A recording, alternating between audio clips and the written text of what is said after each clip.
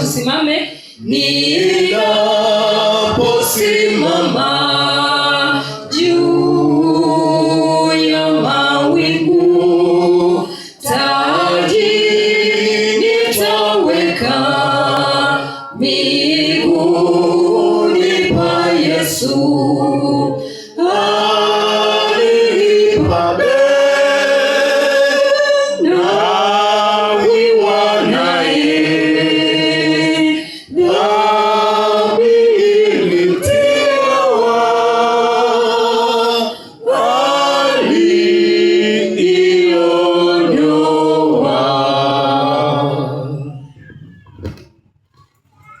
Happy Sabbath.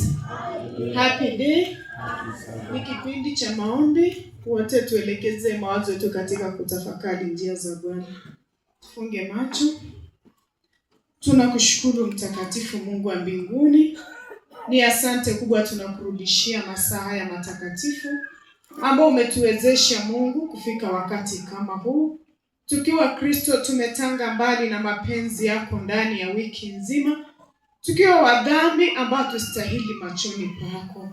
Tuko mbele zako tukiomba msamaha wa kipekee kwa yale yote ambayo tumetenda ambayo hayakustahili. Kristo, tupe toba ambayo ni ya milele. Tunakualika katika maisha yetu mchana wa sasa. Utamaraki ndani ya wana wako wadogo kwa wakubwa, wakiwemo wazee, watoto wadogo, vijana hata na wamama. Baba Mungu, ingilia kati kwa kila jambo. Yesu Kristo, wakiwemo wagonjwa, wakiwemo wadhaifu, wakiwemo ambao wamerudi nyuma hata katika neno lako.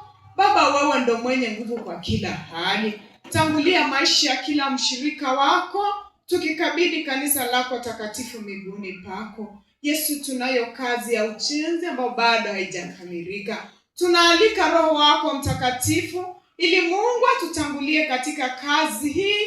Maana Bwana, vitu vyote tulivyo navyo ni vyako. Na wewe Bwana umesema tukujaribu kwa kile kidogo na utatuchazia mibaraka. Hebu Yesu, tupe moyo wa kutoa katika kazi yako, ili itakapokamilika tuhesabiwe haki katika ufalme wa mbinguni, na mwanao Yesu Kristo arudi kuja kutuchukua twende mbinguni kupumzika. Tunakualika masaa haya, vipindi ambavyo vimesalia Bwana, tunavikabidhi mikononi mwako. Hudumu atakaposimama, yale atakayoyanena ya kubariki machoni pako, asionekane yeye bali kaonekane wewe. Wewe ndio Mungu mkuu na utaendelea kuitwa Baba katika maisha ya kila mmoja. Ndilo ombi tunaomba tukitumaini kwa jina la Yesu. Amina. Tunakushukuru Mwenyezi kwa sababu ya masaa haya ya mchana.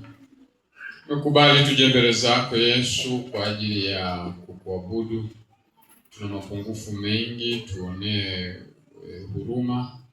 Tusamehe, lakini utuelekeze katika njia zako ambazo zimenyooka ukituongoza. Asante kwa wote ambao umewajalia. Acha siku ya leo iwe ya baraka na ya furaha kukutana nawe. Vitu vyote ambavyo vinatuondoa mawazo kwako tunaomba uviepushe, ili tuweze kupata nafasi ya kulisikia neno lako katika wasaa huu maalum ambao tumekuja mbele zako. Kumbuka miradi ya kanisa. Tunakumbuka pia makambi ambayo yako mbele yetu. Wana wako wameahidi vitu vingi, na wengine wametoa imani, wameahidi kwa imani, hawajui watapataje. Fungua njia, wasaidie katika mapito yao, ili wanapopata riziki mbalimbali wakukumbuke nawe pia. Basi program zote zitakazofuata, neema yako itutoshe. Tumeomba katika Kristo Yesu. Amina.